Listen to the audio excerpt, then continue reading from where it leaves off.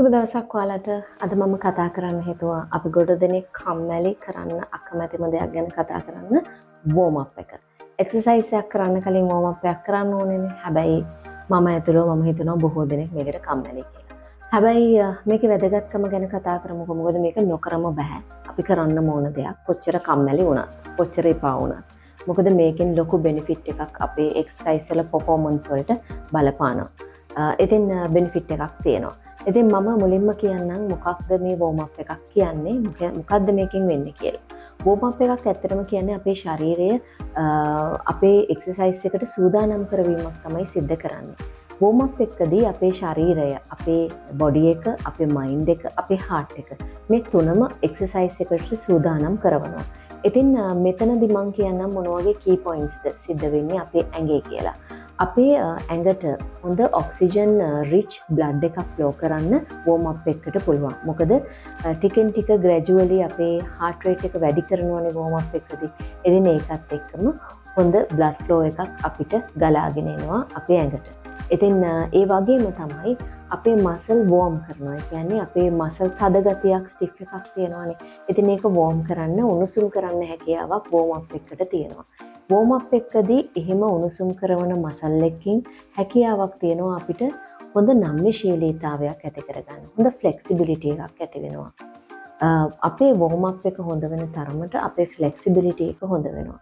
ඉතින් ඒ වගේම තමයි වෝම් අප් එකදී අපිට අපේ බොඩි එක සහ මයින්ඩ් එක අතර හොඳ සම්බන්ධතාවයක් ඇති කරනවා. අපිට අපේ ඇඟ සූදානම් කරනවා, අපේ මනස සූදානම් කරනවා ඒ එක්සර්සයිස් එකට.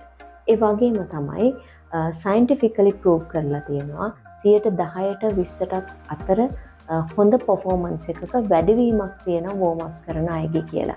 ඉතින් ඊටත් වඩා එහාට ගියොත් වැඩි වශයෙන්ම තියෙන දේ තමයි ඉන්ජරි වළක්වන එක. ඉන්ජරි අවම කරගන්න හැකියාවක් තියෙනවා ඔබ හරියට වෝම් අප් එකක් කරනවා නම්. ඉතින් වෝම් අප් එකට සාමාන්‍යයෙන් විනාඩි 10ත් 15ත් අතර කාලයක් තමයි යන්නේ. ඉතින් බොහොම සුළු වෙලාවක් ඒ වෙලාව ගන්න ඔබේ ශරීරය සූදානම් කරවන්න. එහෙම නොකරනෝ නම් හරියට අපි අර මේ බත් එකක් හොයන්න ලෑස්ති කරලා රයිස් කුකර් එක දැම්මේ නෑ වගේ වැඩක්. හරියට වැඩේ වෙන්නේ නෑනේ. ඉතින් ඒ නිසා හරියට නිවැරදි ක්‍රමයට ඔබ එක්සර්සයිස් කරනවා නම් ඔබට ඉන්ජරි වෙන්නේ නැහැ. සහ ඔබගේ පර්ෆෝමන්ස් හරියට වෙනවා. ඔයාට ලැබෙන ප්‍රතිඵලත් හරියට ලැබෙනවා. කම්මැලි තමයි හැබැයි ඉතින් චුට්ටක් වෝම් අප් එකට පුරුදු වුණාම ඒක නැතුවම බැරි වෙනවා ඔයාලට. වෝම් අප් එකක් කරන්නේ කොහොමද කියලා මම කියන්නම්කෝ. සාමාන්‍යයෙන් විනාඩි 5ත් 10ත් අතර කාලයක් ඔයා ලයිට් කාඩියෝ, ලයිට් වෝකින් එකක් කරන්න, සයික්ලින් එකක් කරන්න. ඊට පස්සේ ඩයිනමික් ස්ට්‍රෙචින් වලට යන්න විනාඩි 5ක වගේ කාලයක්.